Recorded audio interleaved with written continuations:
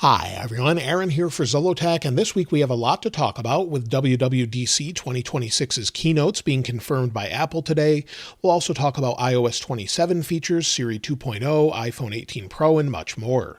This is your weekly Apple News update for the week of May 18th, 2026.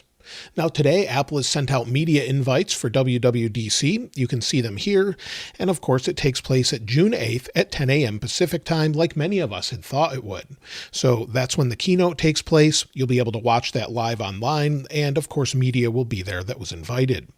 Also, you can see more details about it on Apple's developer website, where you can see the sort of schedule that they're laying out here, and they have an all-new logo for WWDC as well. So you can see all of the different information here, learn more, and of course, again, see their schedule and what's going to take place with group labs, one-on-one appointments, and anything else that you might be interested in.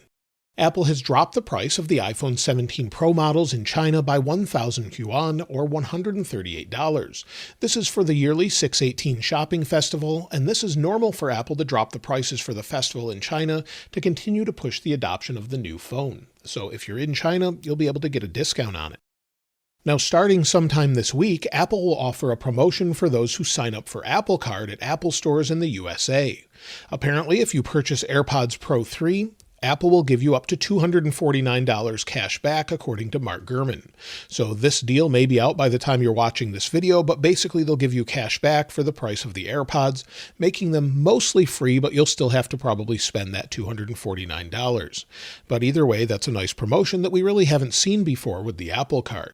Apple this past January purchased another company that generally helps with photos. Apple purchased Color.io that helps you add film-like texture and color to images. Given Apple's purchase of Pixelmator Pro this past year, and then of course the launch of Creator Studio, we could see this integrated into similar tools to help maybe modify or change photos in a more filmic way. While it's pretty certain Apple is working on a folding phone expected later this year, it seems many people don't really care about the folding phone. Now, this is based on a recent survey from CNET, who said out of 2,407 US smartphone users surveyed, only 13% would think about upgrading to a folding iPhone.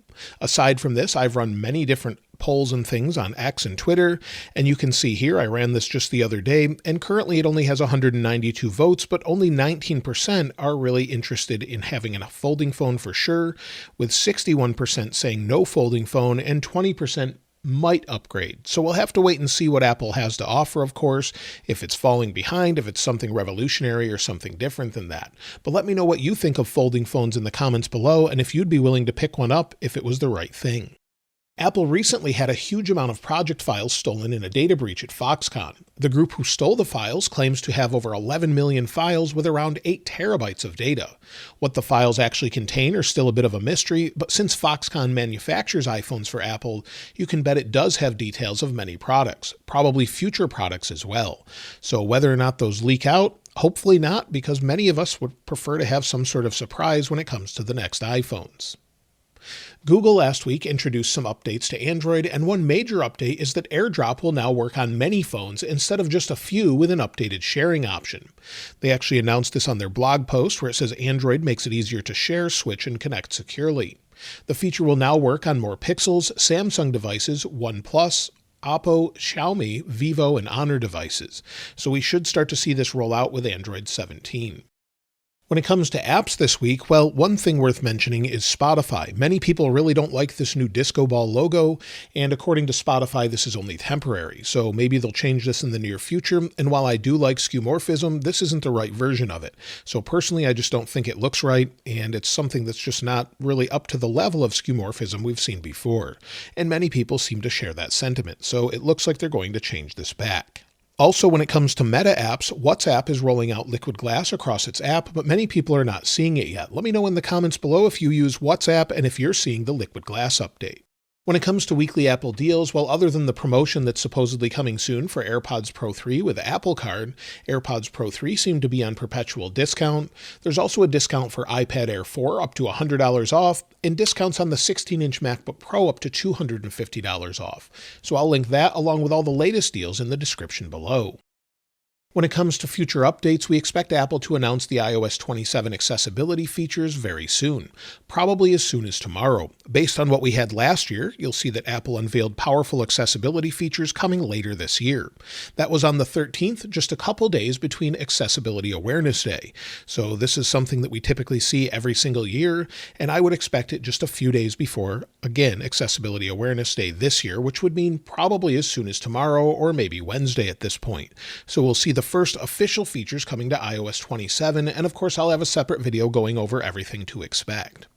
As far as other updates, well, many of you have asked me where's iOS 26.6, and typically if Apple continues to do what they do every year, we probably won't see iOS 26.6 Beta 1 until after WWDC on June 8th.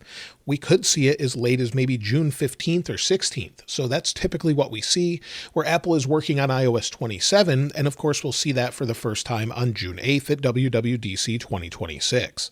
So we'll have a keynote, they'll announce iOS 27, and then usually later that day we'll get iOS 27 Beta 1. Then we'll have iOS 27 betas concurrent with iOS 26 betas, and that will last throughout the summer, with the public release of iOS 27 typically around the launch of the iPhone 18 in mid-September. So that's what we can expect from now. Now, whether or not there's an iOS 26.5.1 is hard to say. If Apple needs to patch something, we could see that this week or next, but we don't really know if they're going to release anything like that.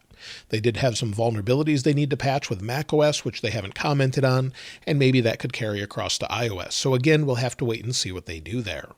Now, as far as iOS 27 and what to expect, it'll have more features than originally expected according to the recent leaks from Mark Gurman. I made a separate video on that.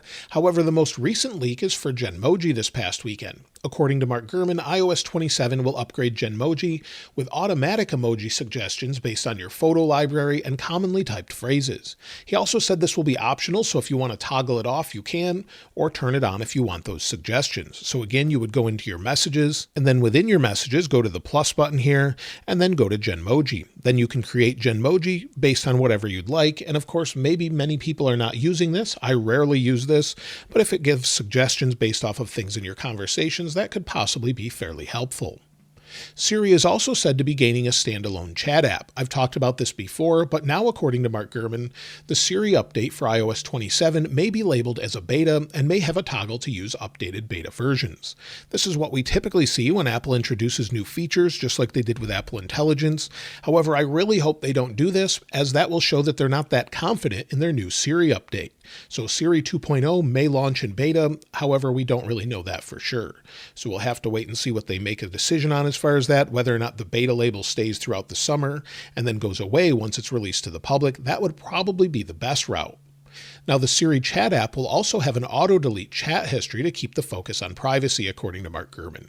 So as you're using that separate app, maybe like ChatGPT or others, Gemini, as you're chatting back and forth, if you forget to delete something, it could delete that chat history every 30 days or whatever you set. So that's a good move, I think, from Apple, just to not have a ton of data there, as it should be private and use Apple's private cloud compute, despite them using Gemini models.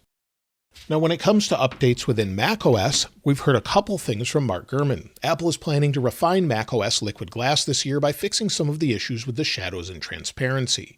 So those have been issues within macOS where it's just not as good as iOS. So hopefully they really fix that this year. Also, they're testing automatic tab grouping buttons, where Safari will utilize AI to organize your tabs for you, similar to what Chrome can do for you today. So that could be a future feature coming with macOS 27. Also, Mark Gurman has said that visionOS will mostly be bug fixes and bring feature parity with iOS 27. And that's typically what Apple does every year. They'll introduce iOS 27, bring a bunch of features, and then make all of those features available across all of the different operating systems. So that's what we expect this year. However, Apple is said to have sort of abandoned their headsets, at least for a while. We'll have to wait and see what they do there, but at this time, we don't really expect many big updates with it. Now, we keep hearing that Apple is changing the release strategy of the next iPhone by releasing the iPhone 18 Pro, 18 Pro Max, and 18 Fold or Ultra in the autumn, and then releasing the iPhone 18 base model and possibly the Air early the following year. Fixed Focus Digital on Weibo has said that this is a market strategy to keep the iPhone 17 sales up, but lower overall production costs throughout the year. It also seems the leaker continues to debate whether or not the iPhone 18 Pro will have a smaller dynamic island this year. A post by early Apple leaks on X shows CAD renderings that show a much smaller dynamic island on the front display. Whether or not Apple has decided they could do this, whether or not that many displays can be made in time, of course, is part of the factor there. But of course, they could shrink this down, as they've said, to sort of refine the Face ID sensor. Also, the upcoming A20 chip in the iPhone 18 Pro is said to be the first 2nm iPhone chip. Apple will also use a wafer-level multi-chip module design that will help with power efficiency and improved thermal performance even more than the vapor chamber this year. This year, Apple will continue to update its modems in all its iPhones as well, and last year with the iPhone 17 Pro we still have the Qualcomm modems, but this year Apple is said to be moving to their own that seem to bring efficiency and some speed increases in things such as the iPhone Air. So it's better in some ways, maybe a little worse in others, but for the most part people are pretty happy with it. However, once the modem is in all the iPhones, the features that they included with iOS 26.3, which limits cellular networks from easily locating you, with a new limit precise location option, will be available in all the phones. But this only works on the C1 and C2 modems, such as the iPhone Air currently and the iPad. So when new devices move over to the new modems, of course we'll get that added benefit of privacy. The feature is also rolled out to new locations around the world recently and for more carriers, so it seems to be something Apple is pushing around the world. Now the good news is, with prices getting out of control in many places around the world, the iPhone 18 Pro models may not see any big change despite the RAM shortage. Analyst Jeff Poo said that he expects Apple to have an aggressive pricing strategy with the iPhone 18 Pro models this year.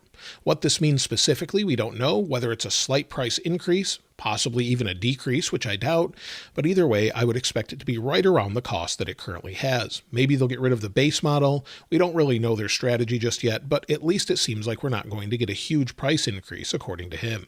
Now, when it comes to the new iPhone Ultra or folding iPhone, it should have a display from Samsung, but a new post by Instant Digital on Weibo claims that the upcoming iPhone Fold or iPhone Ultra will be the most repairable foldable phone on the market. If this is designed anything like the MacBook Neo, this could be a new strategy from Apple going forward to make components much easier to replace, such as their batteries. It's very simple in the MacBook Neo, a few screws and then a few more screws and a couple connectors, and it just comes out. Also, a new leak reiterates that the folding phone will have just two colors similar to old iPhones. So instead of having multiple options, it would basically have a black or space gray and a white color. Apple is currently testing production as well, but apparently has run into some issues with the hinge, according to Instant Digital on Weibo today. He said its reliability after prolonged high-frequency opening and closing consistently falls short of Apple's quality control standards. Now, of course, if they want to release this in the fall, they'll figure this out, but that's why they're already in early production, and they'll figure out the hinge and get it up to their standards before they release it, but they could delay it if they don't figure this out. So they want to have it to a certain standard, of course, so that it lasts, that it's durable, and they have to figure that out with a crease-free display that also is durable as well. Now, we keep hearing that Apple is planning a radical new design for the 20th anniversary iPhone, where it could be all glass and curve seamlessly over the edges without a bezel. But this past week, we heard from ET News that Apple is planning to first release a complex curved display, like I just mentioned, and then now, 1 year later, they plan to release a more advanced display that would bring better clarity in the curved areas, and then use transparent electrodes and different materials than the current display. So they're planning to sort of bump up the quality over time, and this is sort of a strategy we've seen from Apple, where 1 year they'll release maybe their iPhone 5, for example. It'll be similar the following year, but then introduce Touch ID. So we see this sort of strategy from Apple. Of course, they're a few years out as far as what they're going to release. One of the oddest rumors I've heard is a new iPhone could be in the works with a spatial holographic display, according to a post from a leak on X by Schrodinger. Samsung is supposedly working on a holographic smartphone display that could be used in an iPhone. It would be a different type of 3D display than we've currently seen in smartphones before, but I'm not sure that many people would want this. If it is a 3D display, we've seen success with that, of course, on Nintendo's 3DS. We've seen it in other implementations, but never really had success with it in smartphones. So maybe Apple has figured it out to give real depth to your phone, but again, we'll have to wait and see, as Apple tests a lot of ideas that never come out.